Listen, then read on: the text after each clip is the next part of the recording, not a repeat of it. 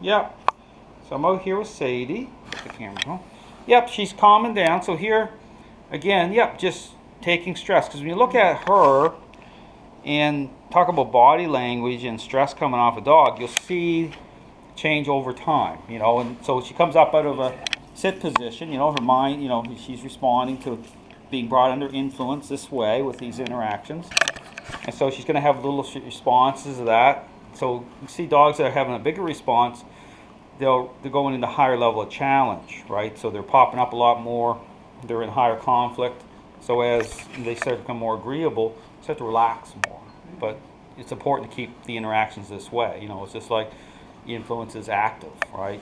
The same thing. So she makes a little adjustment. So, but here's just the same thing, guiding her, move with her a little bit.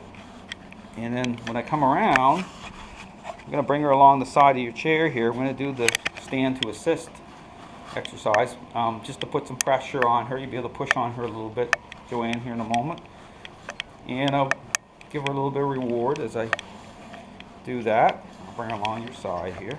Now, you don't have to try to stand right up if it's, you know, just kind of put some pressure on her in a second. But let me give her the command here in a moment. So you give it to her. So tell her to stand. Stand. Good girl, good girl. And push on her just a bit, as though you're about to leverage off the chair, just so she feels a little bit of your body weight. There, that's good. Good girl.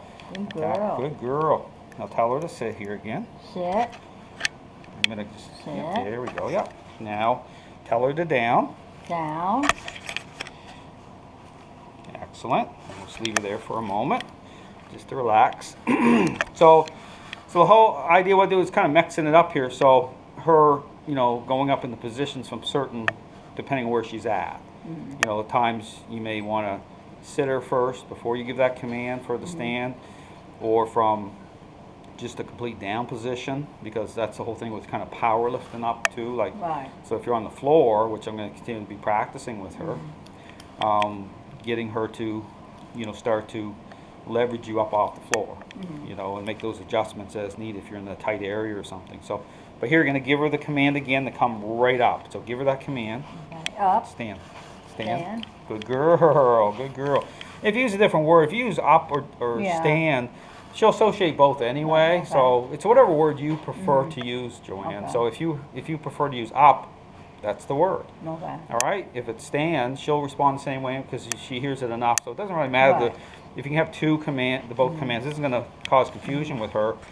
She'll respond either way. So you can push on her a little bit here just to give her the sensation of some pressure. Yeah. And so you're about to stand up. Okay. Good. Yep. You kind of push enough. Yep. Good girl. Good girl. Good there you girl. go, Joanne. Yep. Good girl. Excellent. Good, Joanne. Yep. And then when you sit down again, kind of push on her again so she feels some weight. Good girl. Now keep her. Good girl. Excellent. Good. And then tell her to sit again. Sit. There we go. Good. Excellent. Yep. So this is just like kind of work in progress here. She's doing really good. And again, when we do this too, is not to pat her or praise her too much because that'll throw her off. Right. Yeah. This is about, you know, this is demand. Right. And everything we're doing with her is reasonable. Right. And so I will praise her though at times when it's more of the picture perfect moment. So kind of save it for like when you're actually pushing and she, you know, you're pushing on her to stand up. That's the time maybe to give her a little bit of praise at times. So here we're gonna. Now should she be Sit. down like when she's sitting? No, now she's sitting because I got enough. So do I tell her down then? Yep, tell her down right now because Right. you could be Down. at a doctor's office or Down. or a restaurant. Okay. You know, and so you know there's moments of time where she's got to be relaxed for a Right. longer period, right? Right. So the idea is to kind of mix it up so that you know she learns patience, you know, but she's also, you know, aware, focused on you, so that she's prepared. Like when you do give her a command, she's ready. And this is where sometimes, kind of preparing her mind, you know, she's on the leash or whatever. This is where you can take the leash and just kind of put just enough right here, just put enough pressure through it, just so she kind of thinks that something's about to follow. Right. You know, so when you put a little bit of influence through the leash, say she's like almost like sleeping for like 20 minutes, you're at a restaurant or something, she's really relaxed. Right. Then you're ready, you're getting ready to move. And so this is where you can take a whole leash and just kind of put a little bit of tension through here to kind of wake her up a little bit, right? But not enough to get her into the command, but just to kind of ready her mind. Right. You understand? Like, okay, okay, Joanne's about to, give a command. She needs my help here in a moment. And this kind of, gets her focus going at a certain level.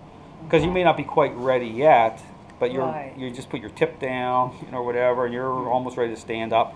And then from there, then you give the command, and she's going to be more, kind of ready to go type of thing, right? Okay. So here, give the command right here. Tell her to go right up into stand. Yep, stand. Good girl.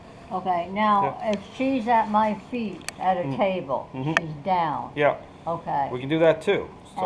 And so I can swing my feet out first, and then give her the command to get up in order to give her enough clearance. Yeah, that's right. We can make adjustments. Like she'll be sensitive through this method.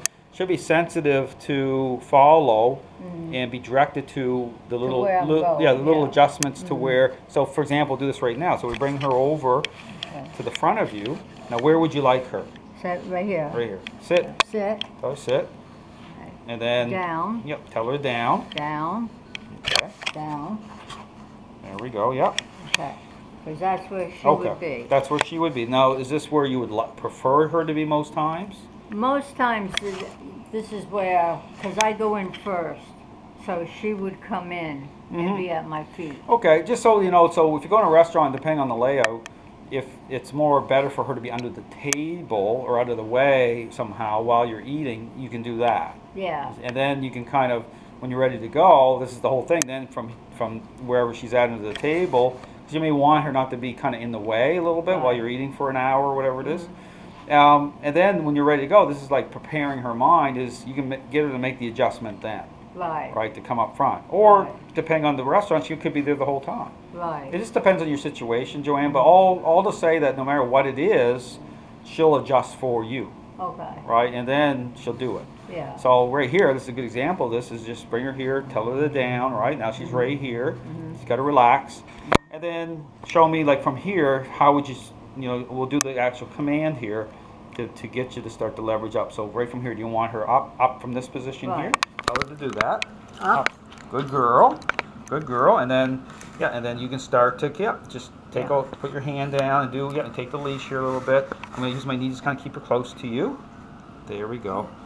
Okay, okay, like that. That's a good, And then you can sit down again if you want, Joanne. Put your hand down on her again. Excellent. Very good. Good. And then tell her to sit. Sit. Sit. And then tell her to down again. Down.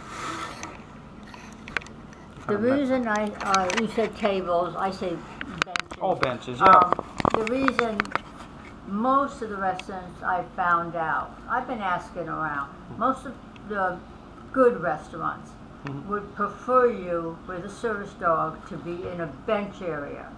In other words, they're far enough under the table where they're not going to be sticking out, going by and oh, look at the dog, type thing.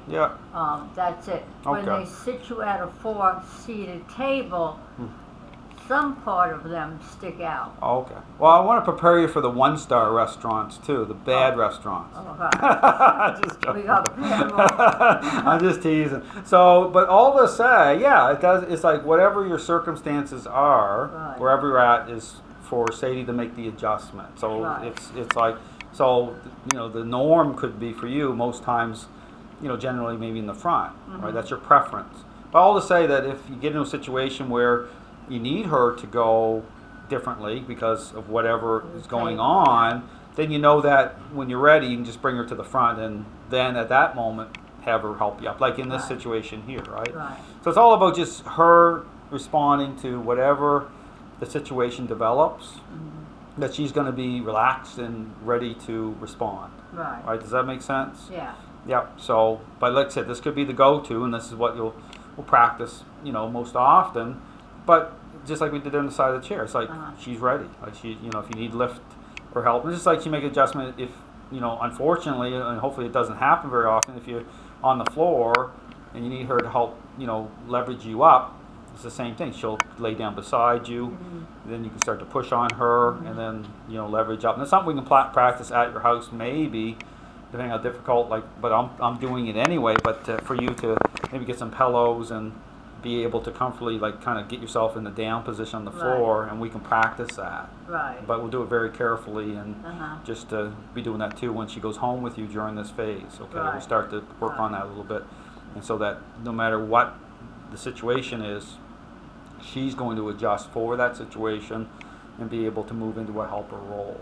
Right. Okay, that's the big deal. So, Yeah. does that make Well, sense? With her, at least I have, if I know I'm going down, Mhm. and I can usually start to tell. Mm-hmm. At least I know I have her to grab onto. Yes. To start with. Yes. Yes. Yeah. You Yeah. know, Yeah. and then I can put her in whatever position I need her in. Yeah. Yeah. You know, Yeah. That's the thing, is that her being a follower, is she going to follow your lead, right. right? And so she has confidence, just like getting up in that vehicle, right? The confidence to do it. She's going to be very sensitive to whatever your direction is. That's the whole point. So through that leash and through the the collar, just how you're moving it certain ways, it's going to propel her mind to do whatever it is. Yeah. So even with the command itself, but also with that lead, like certain kind of ways you're kind of adjusting her, moving her around certain directions. So she becomes very sensitive to the language of the method of the interaction itself.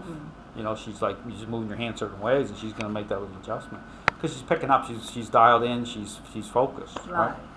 So very good, Joanne. So here we're gonna move into walking her some outside, and I'm gonna be right beside you, and just to kind of help work on this a little bit, so that in a more distracting area, like out here, there's always like ducks around and people, but just so the outside part, you saw the video with the bird coming out, and just working her to get her, make sure she's relaxed and not overly fixating and investing in other things and animals. So from here, we can do, and now this is the thing, you're sitting down now, so we'll do this, we'll transition right to helping you stand up from this position into the walk. Okay, so when you're ready, give her the command to come up. Up. Okay, very good. And then whenever you're ready, you can start to push on her, Okay, why Joanne. did she jump like that forward? Is it just because this close? You're close, and okay. she's just coming up. She's okay. like motivated to come up here. So yeah, Okay. yeah. She just popped straight up, which Yeah. is a good sign. Okay. All right, so when you're ready, just start to push on her, like however you want to hold the leash. Yep. And Okay. push on her push yourself up. So you can do that when you're ready. Yep. Yeah. There you go. Joanne. Excellent. Very good. Yep. All right, and then just take your time. She's on the side that you want, right? Yeah, she's happy on the side. Yep. And then right from here, you start to move with her here. So just start moving her. Take your time. Now, she's got to pace you, right? So Yeah. this is just about us pacing, her pacing you. Now I'm going to tap her to do a sit right here, to tell her to sit. Sit. There we go. This is a starting point here. Very good. Tap a little bit. There you go. All right, Joanne, let's start to move forward. But you go slow here. Just tap on this, tap the leash a little bit as you're moving, just to get her to really stay back a little bit and pace you. So yeah, go ahead and move here. Okay. So I don't need to say forward or anything. No, Okay. no, she's just dialed into Okay. you.